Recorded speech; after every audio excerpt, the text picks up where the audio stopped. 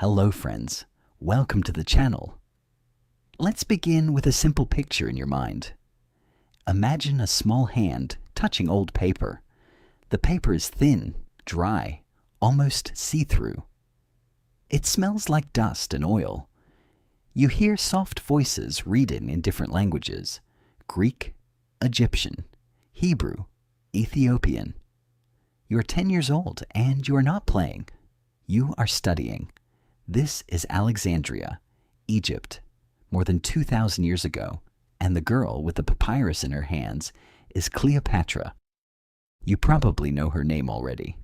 Maybe you picture a beautiful queen, a woman who used love to control powerful men. That is the story most people learned.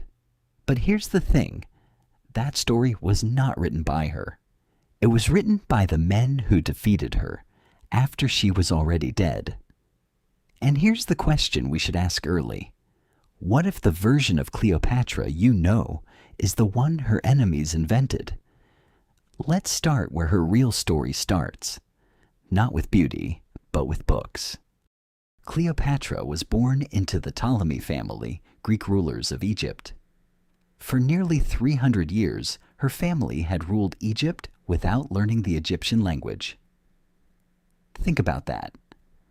Kings and queens, ruling a country for centuries, never speaking to their own people in their own tongue. Cleopatra broke that pattern. She learned Egyptian. She also learned Ethiopian, Hebrew, Aramaic, and several more languages. Some historians say 7, some say 9. Not for show, because she wanted to speak directly to soldiers, priests, and citizens without a translator standing between them. She grew up inside the Library of Alexandria, one of the greatest centers of knowledge the ancient world ever built.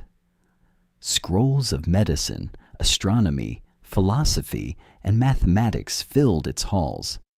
Cleopatra studied all of it. She wasn't only a princess. She was a student, and a curious one. The kind who asks one more question after the teacher thinks the lesson is finished. Can you imagine what that felt like? To be royal, yes, but also hungry to understand the whole world in a way most people around you were not? Picture her walking past the harbor where ships from Greece, Rome, and Nubia unloaded goods every single day.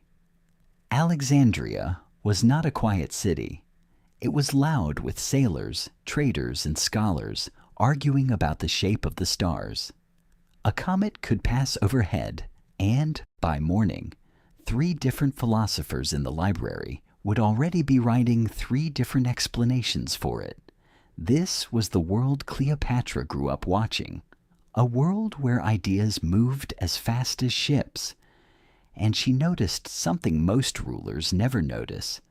Knowledge itself was a kind of power, maybe the quietest kind, and also the hardest to take away from someone. Now, the erasure. This is the part most people never hear. After Cleopatra's death, the new rulers of Rome needed a story. They had just defeated her. They needed the world to believe she deserved it.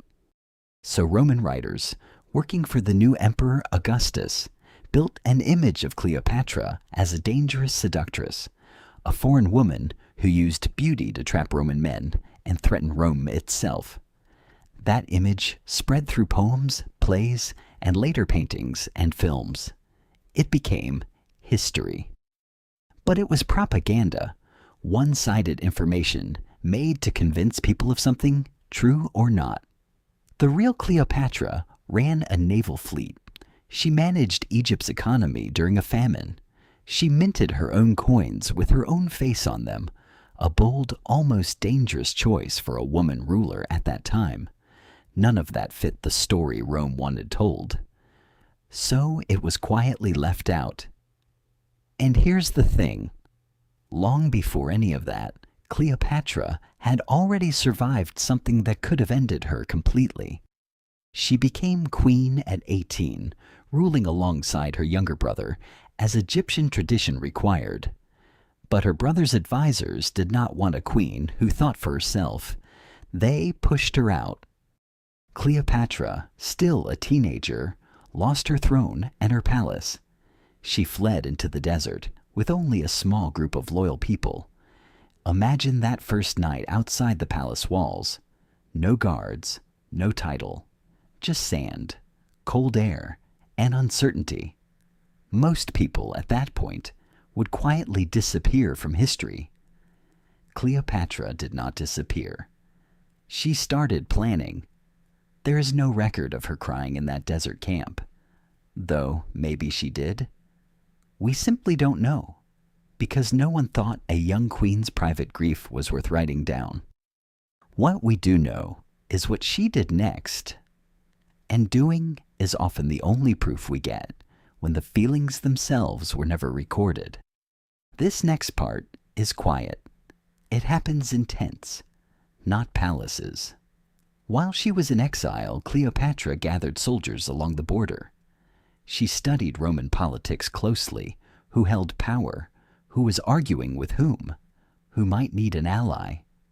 She learned that a powerful Roman general, Julius Caesar, had arrived in Alexandria to settle a conflict, including the dispute over Egypt's throne.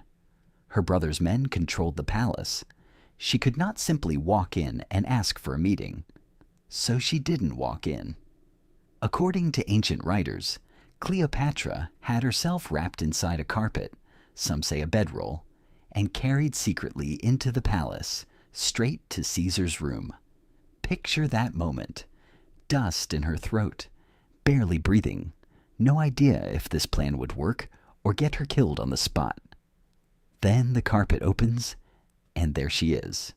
Not a beggar, not a victim, but a queen presenting herself directly to the most powerful man in Rome, on her own terms. It worked. Caesar was struck by her intelligence and her nerve.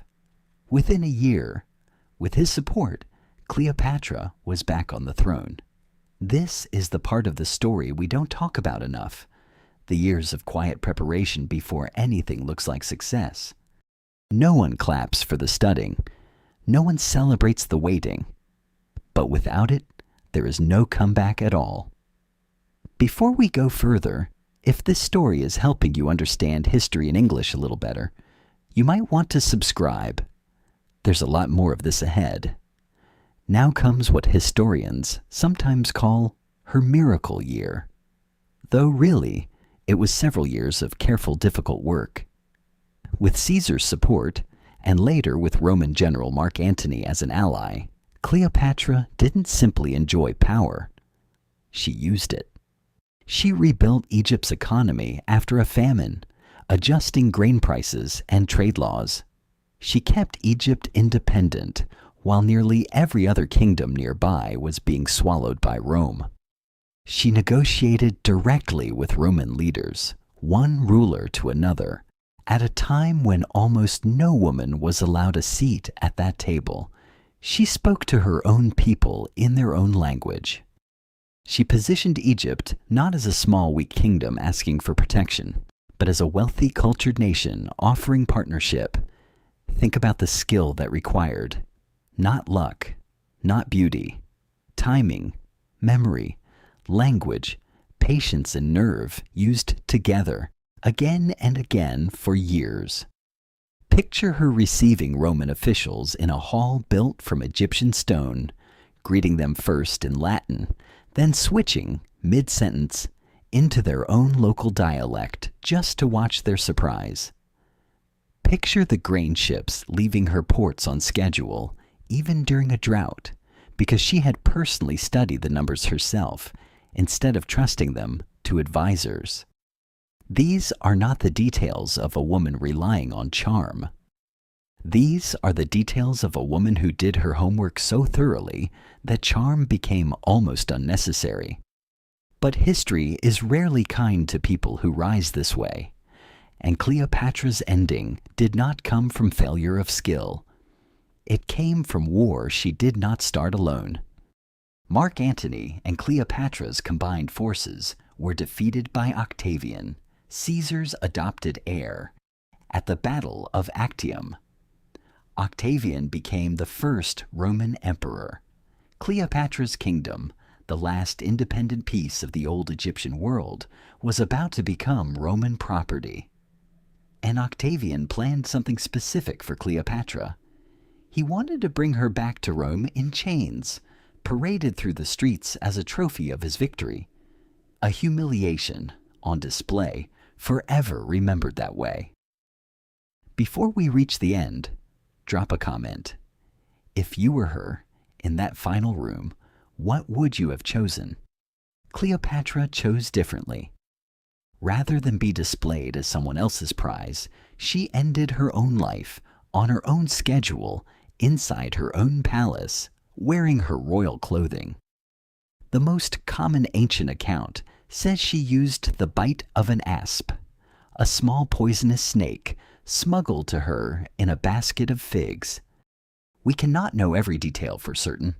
The sources are old, and some were written by people who wanted to shape her image even in death. But the core fact remains. Octavian did not get his parade. Cleopatra took that choice away from him. Picture that final image. Not a woman defeated, but a woman closing the door herself on her own terms, one last time. And here's the thing worth sitting with. For 2,000 years, most of what the world repeated about Cleopatra came from the people who benefited from making her small, reducing a linguist, a ruler, an economist, and a strategist down to only a beautiful woman who caused trouble. That version was easier for Rome to tell. It is not the true one.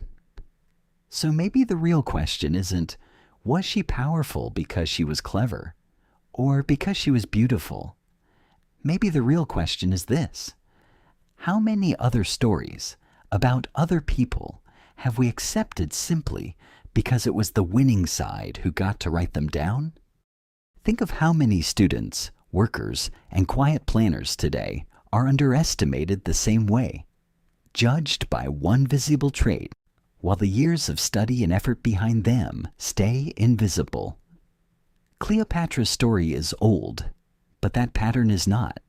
It is still happening in offices, in classrooms, in language lessons like the one you are having right now, simply by reading this far. Cleopatra studied in a library before she ever ruled a kingdom. She survived exile in a desert before she ever wore a queen's coins with her own face.